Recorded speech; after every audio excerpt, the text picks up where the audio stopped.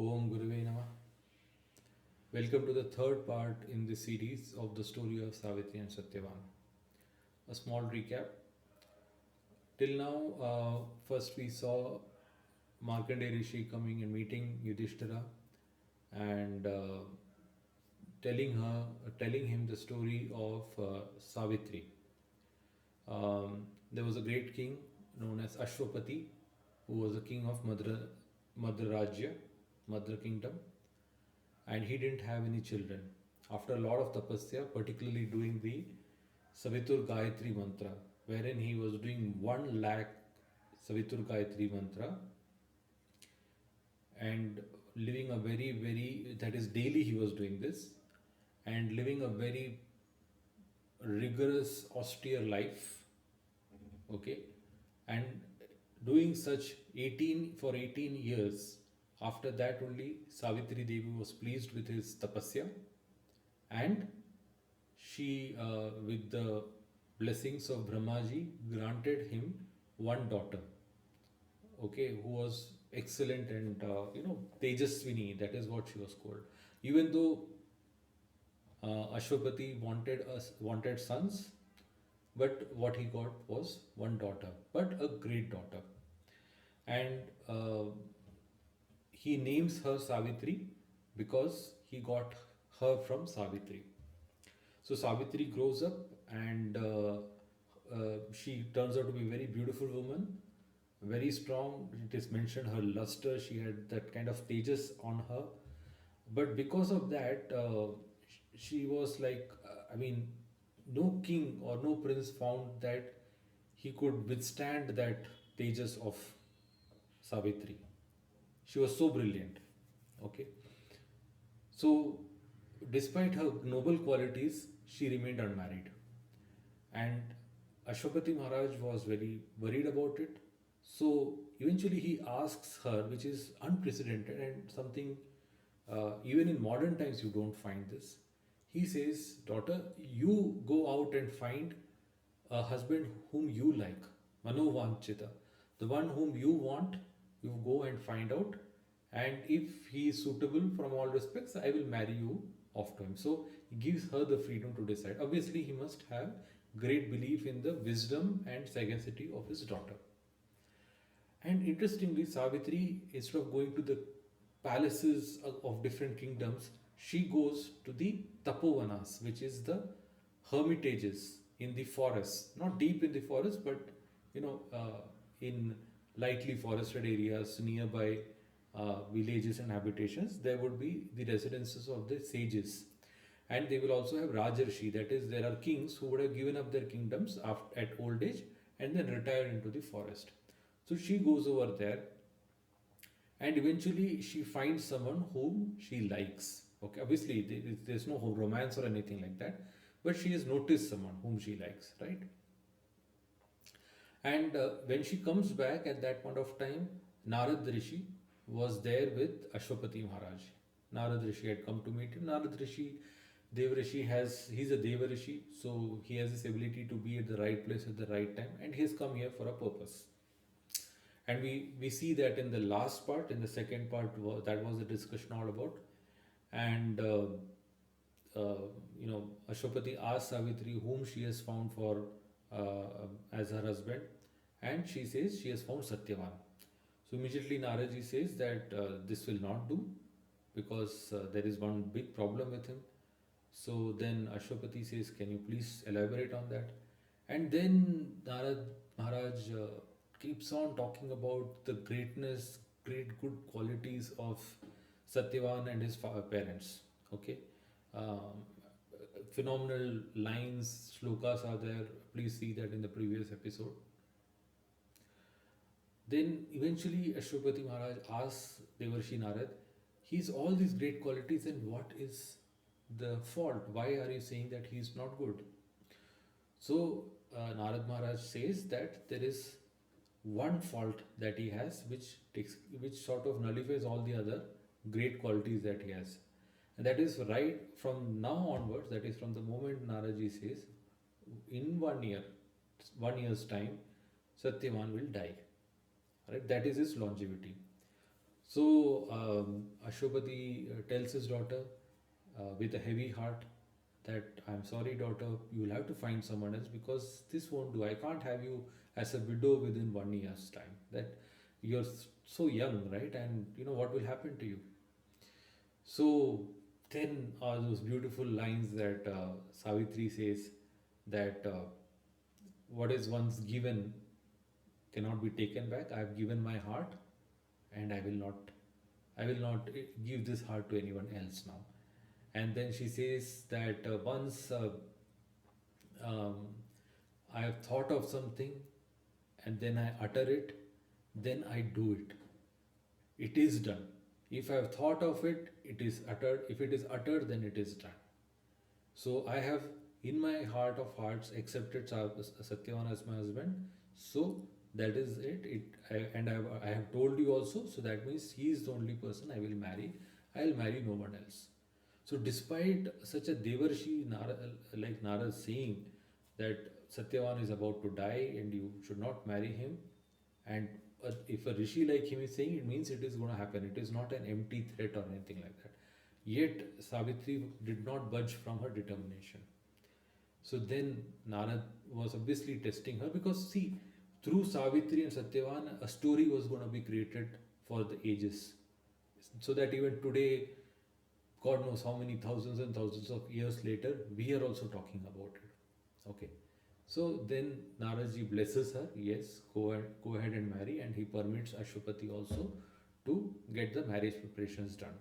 So from there, now after Ashwapati has done all the preparations, is now where we are starting off the next chapter from. Okay.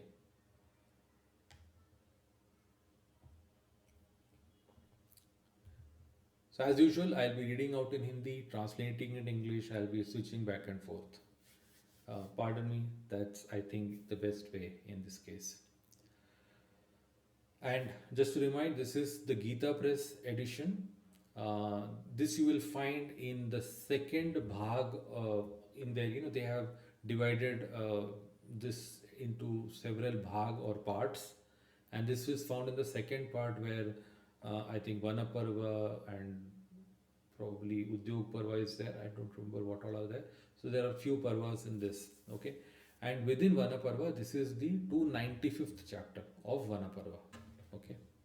If you are referring to the Kisari Mohan Ganguly edition, that may have the chapters a bit plus or minus. Just I'm telling you can check it out.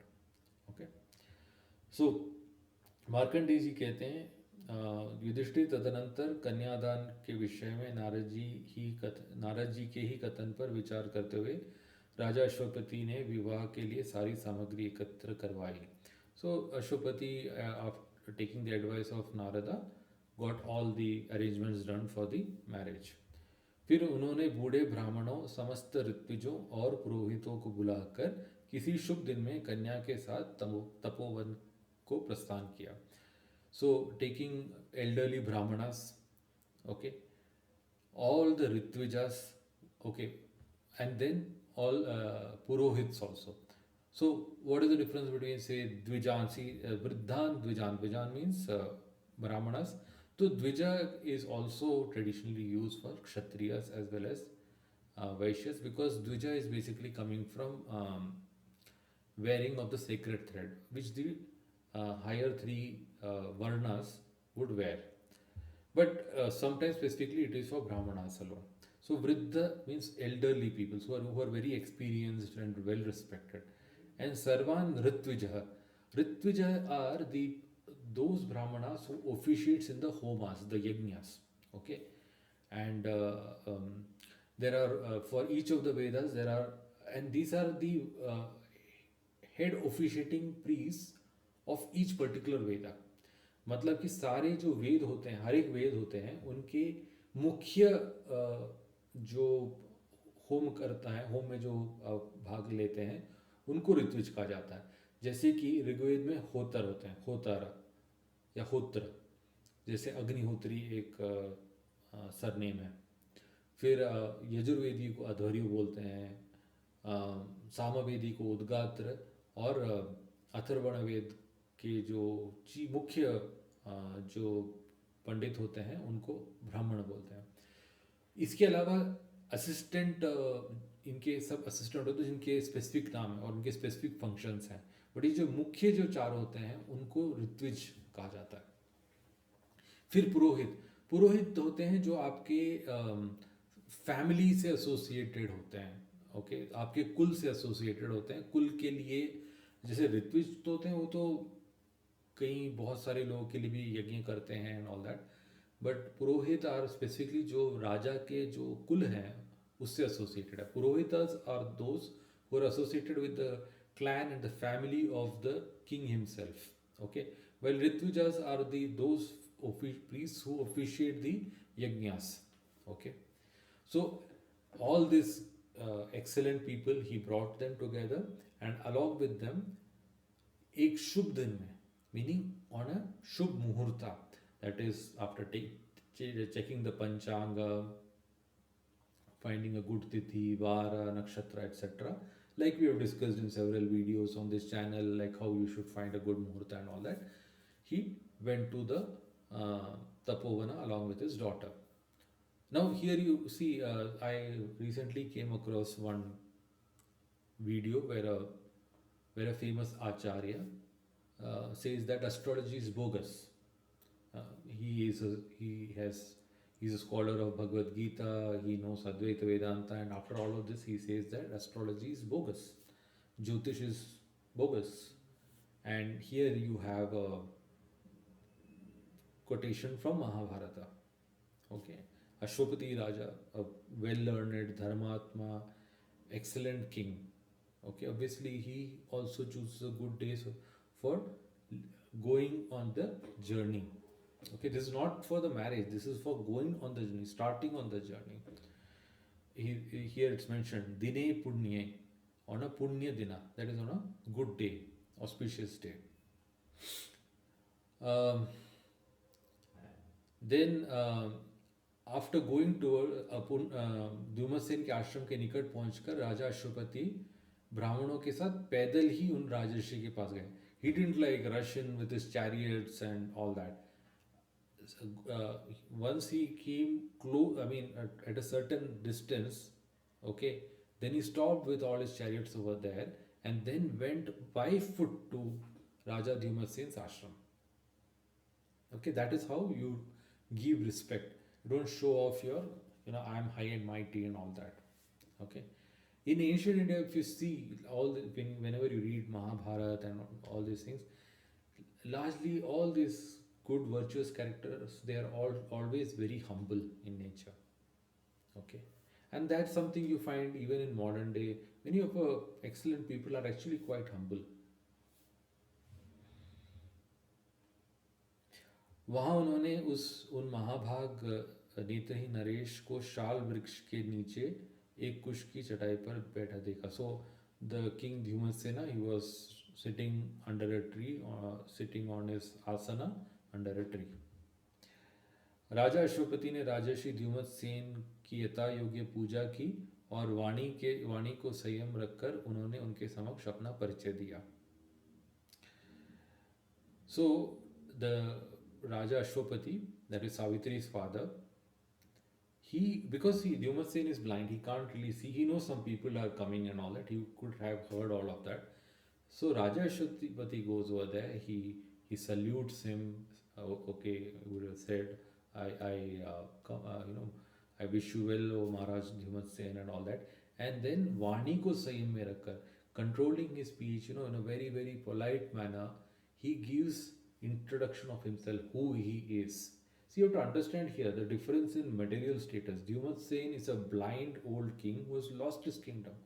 Ashwapati is a king with all the power and glory and everything, right? And he is a beautiful daughter. So despite all of that, Ashwapati is very humble and very polite towards Dhyumatsen. तब धर्मज्ञ राजा ध्युमतसेन ने मद्रराज अश्वपति को अर्घ्य आसन और गौ निवेदन करके उनसे पूछा किस उद्देश्य से आपका यहाँ शुभागमन हुआ है. So when Dhyumatsen comes to know, okay, here is a great and mighty king who has come to meet me. He, in general, whether it is a great and mighty king or a Brahman or anyone, any guest arrives, the common practice is you offer arghya, that is, you offer water and wash their feet, okay, and you offer them a place to sit. And in this case, depending on one's status and ability and all that, here he has also donated a cow to the guest who is Raja Ashwapati. Okay, and then after seating him and all that, then he asks him, by what purpose, O king, have you come over here? Okay, Shubhagaman, why have you come over here? तब राजा ने उनसे सत्यवान के उद्देश्य से अपना सारा अभिप्राय तथा कैसे कैसे क्या क्या हुआ इन बातों का विवरण सब कुछ स्पष्ट बता दिया। और फिर अश्वपति बोले, धर्मज्ञ राजर्षि, सावित्री नाम से प्रसिद्ध मेरी यह सुंदरी कन्या है, आप इसे धर्मतः अपनी पुत्रवधू बनाने के लिए स्वीकार करें। So then Ashwapati gives him a kind of background of that I have come here for with a proposal for Satyavan, and this is all the background. This is my daughter. This is what Narad Dev Rishi has said, etc., etc. And then he says, please accept my daughter as your daughter-in-law. Okay. So then Dhyumat Sen says, महाराज, हम राज्य से भ्रष्ट हो चुके हैं एवं one का आश्रय लेकर संयम नियम के साथ तपस्वी जीवन बिताते हुए धर्म का अनुष्ठान करते हैं। आपकी कन्या ये सब कष्ट सहन करने योग्य नहीं है। ऐसी दशा में यह आश्रम में रहकर वनवास के इस कष्ट को कैसे सह सकेगी? So Dhyumasen says, what you saying is all and fine, but I have lost my kingdom, right? And I've taken refuge of this forest and living a very, very simple and austere lifestyle. How will your daughter, who is used to the luxuries of palace and all that, how will she be able to bear all these difficulties? Okay, how will she be able to do that? So then Ashwapati says, and this is such a beautiful line, and there's something more I can say over here. Rajan, sukh aur dukh, excuse me, सुख और दुख तो उत्पन्न और नष्ट होने वाले हैं। इस बात को मैं और मेरी पुत्री दोनों जानते हैं। मेरे जैसे मनुष्य से आपने आपको ऐसी बात नहीं कहनी चाहिए। मैं तो सब प्रकार से निश्चय करके आपके पास आया हूँ। So such a nice line. सुखम च दुखम च भवात्मकम। सुखम च दुखम च भवात्मकम। सुख और दुख तो उत्पन्न और नष्ट होने वाले हैं। Happiness, you mentioned about my daughter will suffer over here and all that. So he says, happiness and sadness keep coming and going. What is the great deal about it? Okay, this is something me and my daughter, both of us understand this very well. Okay, you shouldn't say something like this. At least you don't give this kind of reason to me, right? I have completely determined from all angles. I've thought about it. It's not like I've just come over here on a whim. I've thought over this. मैंने सोच समझ कर यहाँ आया हूँ. Okay, ऐसे ही नहीं आया हूँ. तो आप मेरे बात को बड़ी सीरियसली कंसिडर कीजिए. That is this point. मैं सौहार्द भाव से आपकी now other line, next line that is, मैं सौहार्द भाव से आपकी शरण में आया हूँ. आप मेरी आशा भग्न ना करें. प्रेम पूर्वक अपने पास आए हुए मुझ प्रार्थी को निराश ना लौटावे. आप सर्वथा मेरे अनुरूप और योग्य हैं और मैं भी आपके योग्य हूँ. आप मेरी इस कन्या को अपने श्रेष्ठ पुत्र सत्यवान की पत्नी एवं अपनी पुत्रवधू के रूप में ग्रहण कीजिए. So he says, I have come to you with an affectionate heart, right, friendly, with friendliness over here. So please don't spoil my hopes that I have with you.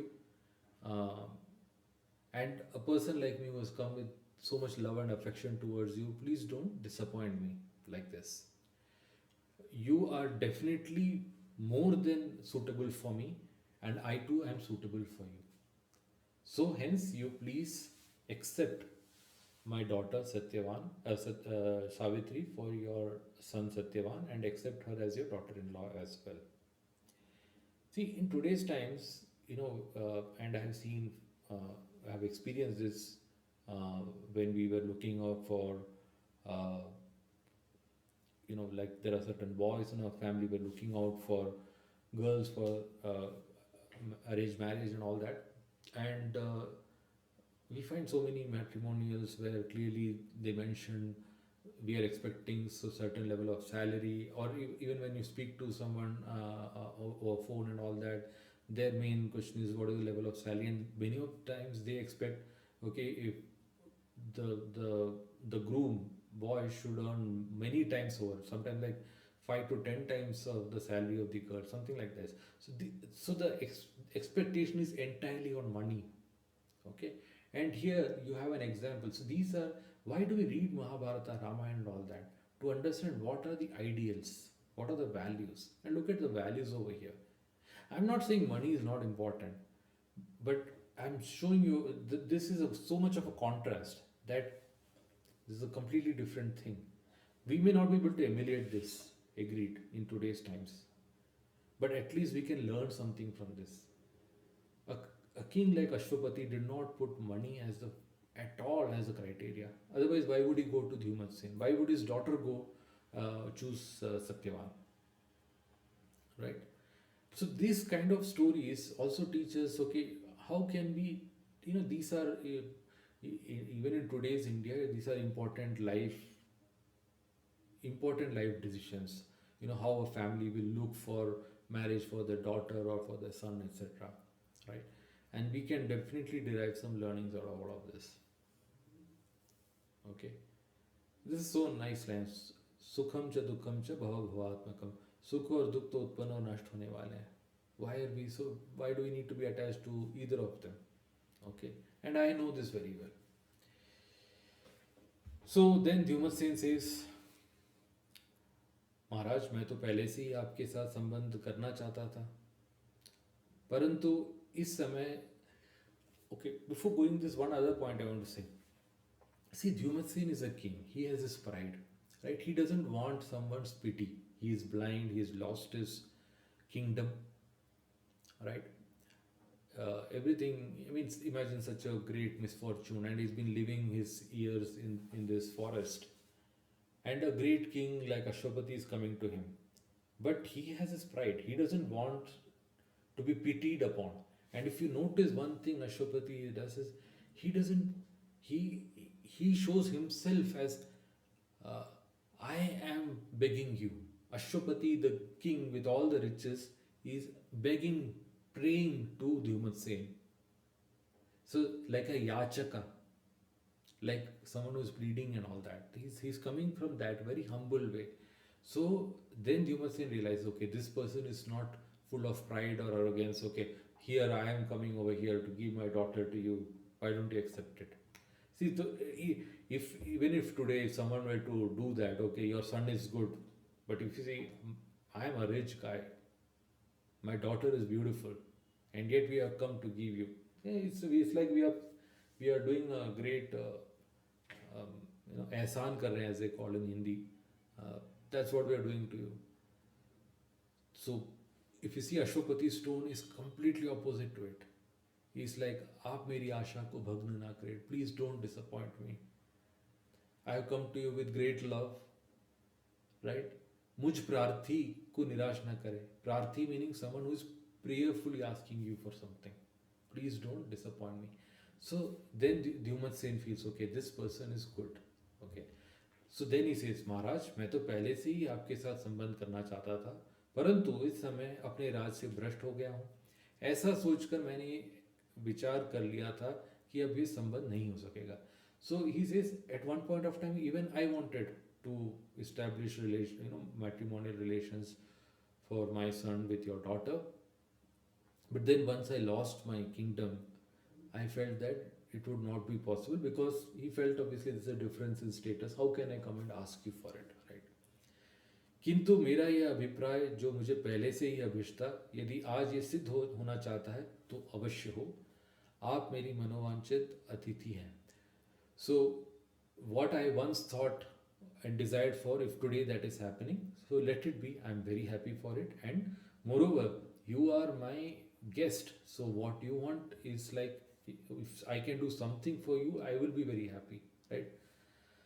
So then they call, तदनंतर उन्होंने आश्रम में रहने वाले सभी ब्राह्मणों को बुलाकर दोनों राजाओं ने सत्यवान सावित्री का विवाह संस्कार विधिवत संपन्न कराया.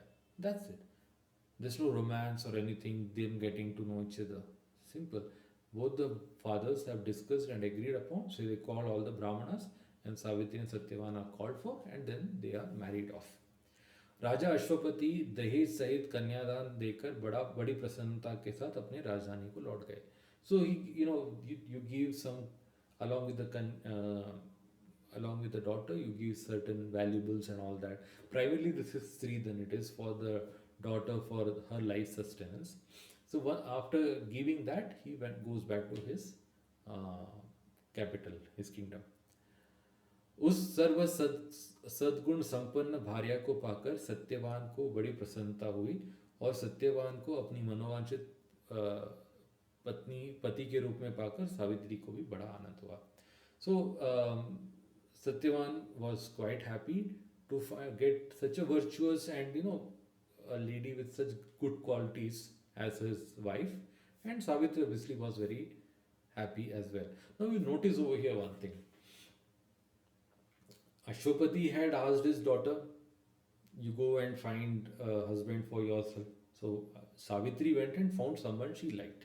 She has not gone and talked to Satyavan or anything, but she has seen this person and she's got to know about him and all that, and she has liked and decided this is the person I want to marry. Then Ashwapati agrees to it. Then they go and Ashwapati convinces Dyumasen for it. Dyumasen is agreed. No one has asked Satyavan about it. So if someone feels okay, in earlier days it was against, women were never asked and all that. Even boys were not asked, right? Neither girls were asked nor boys were asked. The fathers, they would decide that okay, you got to marry this person and that's it. So it is not like something against women. It was like a practice of those times. So no one asked Satyavan over here. At least Savitri had it was her decision to marry. Satyavan just accepted. I mean, for that matter, he would have never said no. If his father had asked him, he has said yes. And anyhow, also the good thing is Savitri was good to look at and had all the good qualities about her and all that. But this is one interesting point. Okay.